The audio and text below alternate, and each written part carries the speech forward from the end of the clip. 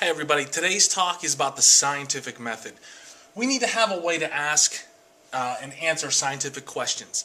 Now this is before we get into any of our kits. This year we're going to be working with motion and design, environments, and floating and sinking.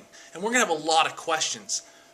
This five-step method that we're going to use is going to help us answer any of the questions that we have that come up during all these kits for science.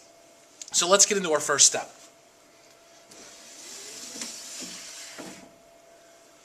Step one, we need to ask our questions.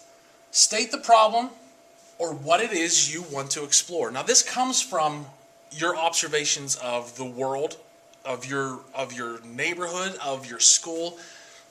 Anything that you observe can become a question in something that scientific method may help you be able to answer.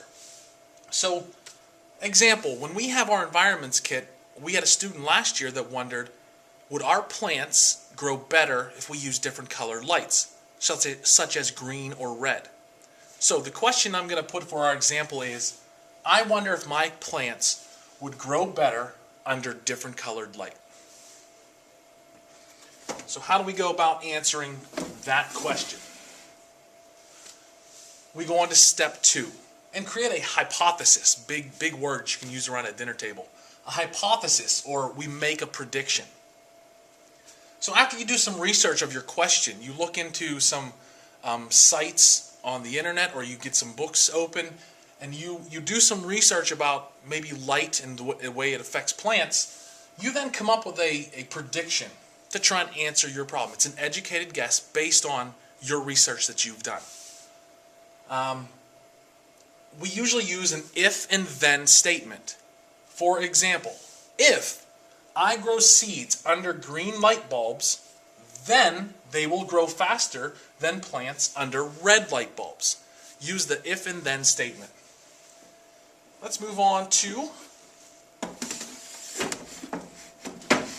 step number 3, our experiment, or what a lot of students think is the fun part of going through the scientific method. You need to design a test or procedure to find out if your hypothesis is correct. Now I'm going to state this here and I'm state it again later. Your hypothesis does not need to be correct. You can't manipulate your experiment just to make your hypothesis correct. So it's not bad if your hypothesis is wrong. So here's our example. We're going to set up some seeds under green light and red light bulbs. You will also need to set up seeds under white light to compare regular light that you would use every day. That way you can compare your regular growing plants under white light with the red and green light bulbs. After our experiment, we will have been observing and going through recording, and whether you record with cameras or you take notes or you take measurements, all of that is under step 4 for analysis. You need to record what happened, and then you need to review that data. Look over that data and determine what is the outcome. And that leads us to step 5, our conclusion. Determine whether or not the hypothesis was correct. Did the plants grow better under red light bulbs than green light bulbs?